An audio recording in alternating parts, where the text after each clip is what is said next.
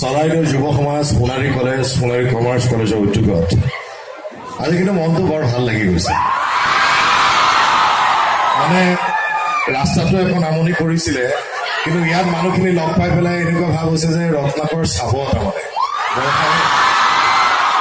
আচলতে আমি শিল্পীসকলে মৰম বিচাৰি পাওঁ আজি সমাজখনৰ প্ৰতি। নহ'লেনো অভিনয় ভাল পোৱা মানুহ, অভিনয় কৰি ভাল পাওঁ।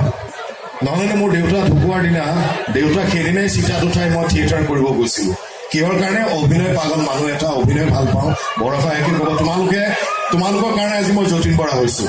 আৰু আজি যদি মোক অভিনয় তোমালোকে ভাল নাপালাহেঁতেন, হয়তো মই যতীন বৰা হ'ব কাহানি নোৱাৰিলোহেঁতেন। তোমালোকৰ মৰম স্নেহ আৰু আশীৰ্বাদৰ দেখি হৈছোঁ। প্ৰথম কথা, আমি এতিয়া ৰত্নাকৰ কোন তাৰিখে ৰিলিজ হ'ব? সকলোৱে যেনেকৈ ইয়াত ভিৰ দেখিছোঁ তেনেকৈ হলত হ'ব চাগে ন? খালি সোণাৰীত চিনেমা হল নাই, কিন্তু মই চেষ্টা কৰিম সোণাৰীত এটা চিনেমা হল খুলিব। সেইটো মই যিমান পাৰোঁ, এতিয়া 11 তাৰিখ হাতত সময় কম, সোণাৰীত চিনেমা হল এটা হওক। যিহেতু বহুত ল'ৰা ছোৱালী দেখিছোঁ যে চিনেমা চোৱাৰ আগ্ৰহটো, এতিয়া জুবিন গাৰ্গৰ কাঞ্চনজংঘা খুব সুন্দৰভাৱে চলিছে। তাৰপিছত ৰীমা দাসৰ বুলবুল কেন সিং, তাৰপিছত আহি আছে 11 অক্টোবৰ। আমি অসমীয়া ছবি চোৱাৰ অভ্যাস কৰিব লাগে। তোমালোকৰ ওপৰত ভৱিষ্যত নিৰ্ভৰ কৰিছে আমাৰ চলচ্চিত্ৰ উদ্যোগটো। মই দীঘলীয়া নকৰিম, ডাইলগৰ মাৰ আৰু প্ৰগ্ৰেম আছে, মই চিনাকি কৰাই দিছোঁ সকলোকে। এয়া মোৰ পত্নী প্ৰযোজিকা। মোৰ সপোনটোক সহায় কৰিছে মিনিয়ে, নৱনীতাই। প্ৰযোজিকা হিচাপে আছে বৰষাটো জানে। ফাৰ্ষ্ট ইয় যে আমাৰ লেডি ৰেপাৰ্ছ ছিংগাৰ হয় প্ৰণিকা আৰু পদ্ম ভিলেই। এইটো লোকেল শিৱসাগৰ। ছোৱালীবিলাকে চিঞৰি লাভ নাই, তাৰ গাৰ্লফ্ৰেণ্ড আছে। ই বেলেগ হৈ গৈছে আৰু তাক লৈ এতিয়া সন্তাস হৈ গৈছেগে। তাৰ বোলে ৰাতি কি শুব নোৱাৰে, মোবাইলত বোলে এনিটাইম হোৱাটছআপত অমুকত সদায় ফোন আহি থাকে। শেষত মই এটা কথাই কওঁ যে আগতে আমি যেতিয়া হিয়া দিয়া নিয়া, নায়ক, কন্যাদান, বিধাতা, বৰষাই যেনেকৈ মাঘৰ মামনি বিয়া, যৌৱনে আমনি কৰে, আমি বিখ্যাত ছবিত মই বৰষাই অভিনয় কৰিছিলোঁ, পদ্মই কৰিছিলে। তেতিয়া কিন্তু আমি এনেকৈ এতিয়া আহিছোঁ কিয় সময় সলনি হৈছে। আমি যাব লাগিব, তোমালোকক অসমীয়া ছবিৰ বিষয়ে ক'ব লাগিব। মোৰ অভিনেতা হিচাপে মোৰ প্ৰতিষ্ঠা হ'বলৈ একো নাই, ভগৱানে মোক বহুত দিছে, তাতে মই সুখী। মই আহিছোঁ কিয় যে আমি কষ্ট কৰি এখন ছবি বনাইছোঁ, এইখন ক'বলৈ আহিছোঁ। চ' অসমৰ বিখ্যাত মানুহ বম্বেত কাম কৰি আছে। এটা চাউণ্ডৰ ক্ষেত্ৰত তোমালোকে বাহুবলী চাইছানে? বাহুবলীৰ চাউণ্ড ডিজাইনাৰ কোন আছে মোক কোৱাচোন আমাৰ অসমৰে? দেৱজিৎ চাংমা। তেওঁ এইখনত কাম কৰিছে ৰত্নাকৰত।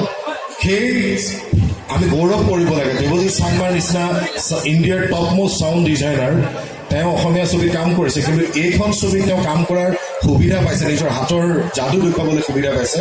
চাউণ্ডটো মই ভাবোঁ বাহুবলী চিনেমাৰ লেভেলৰে চাউণ্ড তেওঁ কৰিছে।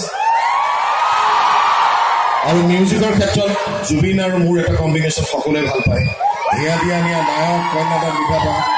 মই জুবিন গাৰ্গক আজি সোণাৰীৰ ইয়াত উপস্থিত হৈ, সোণাৰী কলেজ ইয়াত উপস্থিত হৈ মই ধন্যবাদ জনাইছোঁ, যিহেতু মোৰ সপোনটো আগবঢ়াই লৈ গৈছে জুবিন গাৰ্গে। নহ'লেনো দুটা বিখ্যাত গান, ৰাতি ৰাতি, তাৰপিছত এটি কথা কোৱা না। সেই জুবিন গাৰ্গক মই যেতিয়া আমি তইকে মাতোঁ যে মই চিনেমা এখন কৰিম, সি মোক এটা কথাই কৈছিল, তই চিনেমাখনত মোক পইচা দিব নালাগে, এইখিনি পইচা তই শ্বুটিঙত খৰচ কৰ। সি উইদাউট ৰেমুনাৰেশ্যনত মোৰ লগত কাম কৰিছে। সেইটো জুবিন গাৰ্গ আৰু মোৰ মাজত এই সম্পৰ্কটো আছে। সুন্দৰ গান দিছে, আৰু কি ক'ম আৰু বেছি নকওঁ। বৰষাই খুব সুন্দৰ কথা ক'ব। তাৰপিছত গান আছে যে ভিক্ষা পূজা নাই, কষ্টৰ মূল্যহে বিচাৰিছে। মৰমেৰে দিলে সসন্মানে গ্ৰহণ কৰি, মানুহ খঙেৰে দিলে নেলুৰ চেপি আদায়। কথা দিছোঁ প্ৰত্যেকৰে বুকুলে বোৱাই নিম মৰমৰ কোডাল সাদৰ। হ'ব লাগে যদি হ'ম আজিৰ চিকাৰ নতুন ৰত্নাকৰ। মই নৱনীতা আৰু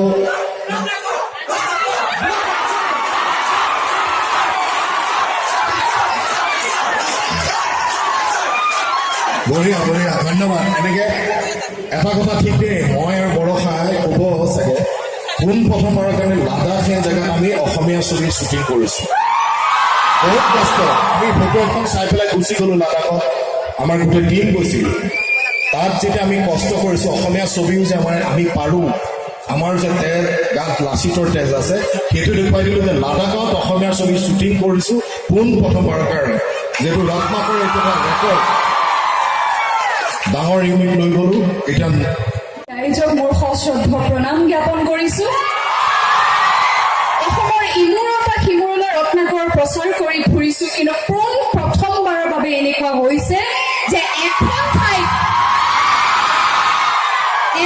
ঠাইত দুখন মহাবিদ্যালয় তথা ছাত্ৰ সন্থা তথা ইয়াৰ স্থানীয় ৰাইজে মিলিত হৈ পেলাই এক অনুষ্ঠান আয়োজন কৰিছে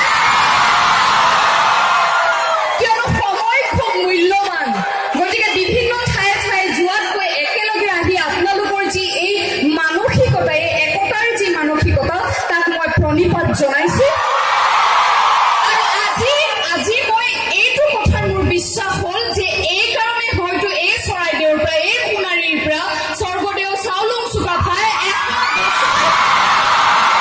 100 বছৰ অসমত ৰাজত্ব কৰিছিল কিয়নো এই মানসিকতাখিনি আছে এই একতা এই জাতীয়তা বোধ যে সকলোকে এক কৰি ৰাখিছে বান্ধি ৰাখিছে একেলগে সঁচাকৈ খুব আনন্দিত হৈছোঁ আপ্লুত হৈছোঁ ওলাই আহিছোঁ যতীন দাই কৈছে ময়ো বিভিন্ন ঠাইত কৈছোঁ যে আগতে অসমীয়া ছবি এনেকৈ প্ৰচাৰ কৰিবলগীয়া নহৈছিলে অসমীয়া ৰাইজে কেৱল শুনিছিলে যে এখন ছবি মুক্তি লাভ কৰিছে আৰু শিল দল ভাঙি বাছ লৈ যায় ছবি চাবলৈ এতিয়া সলনি হৈছে হয়তো মানসিকতাৰো এনেকুৱা এটা হৈছে নেকি যে ইমান ব্যস্ততা দৈনন্দিন জীৱন তাতে ইমানবোৰ ছেটেলাইট চেনেল ছবিখন ছমাহৰ পিছত টিভিত দিবই চামেই সেই মানসিকতা ত্যাগ কৰিবলৈ আমি অনুৰোধ কৰিবলৈ ওলাই আহিছোঁ কিয়নো যদি ছবি গৃহলৈ গৈ পেলাই ছবিখন উপভোগ নকৰে তেতিয়াহ'লে এই যে অসমীয়া ছবিৰ যি সোণালী অধ্যায় সি কিন্তু নিমিষতে শেষ হৈ যাব গতিকে ইয়াক জীয়াই ৰাখিব লাগিব অসমীয়া ৰাইজে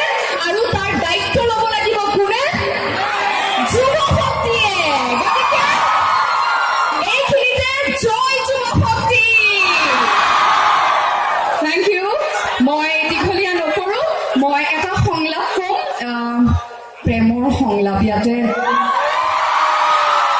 ছবিখনৰে সংলাপ মই শিক্ষাগুৰু সকলোলৈ ইয়াতে উপস্থিত দুয়োখন মহাবিদ্যালয়ৰ মোৰ সশ্ৰদ্ধ প্ৰণাম জ্ঞাপন কৰিছোঁ দুয়োজন অধ্যক্ষ প্ৰিন্সিপাল ডাঙৰীয়াক মই সশ্ৰদ্ধ প্ৰণাম জ্ঞাপন কৰি ক্ষমা বিচাৰিছোঁ উপায় নাই ছবিত প্ৰেমৰ কথা আছে গতিকে প্ৰেমৰ সংলাপ নায়ক নায়িকাৰ মাজত চূড়ান্ত অভিমান অলপ মানে কাজিয়া লাগিছে এতিয়া ছোৱালীবিলাকতো অভিমানী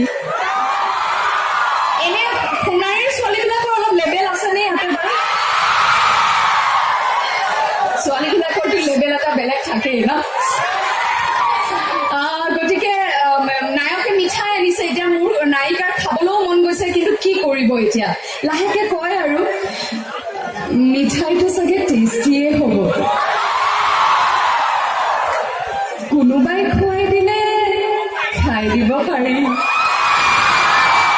এতিয়া মিঠাইটো নায়কে নায়িকাক খুৱাই দিলে নে নাই কি হ'ল কি নহ'ল জানিবলৈ চাব লাগিব 11 অক্টোবৰ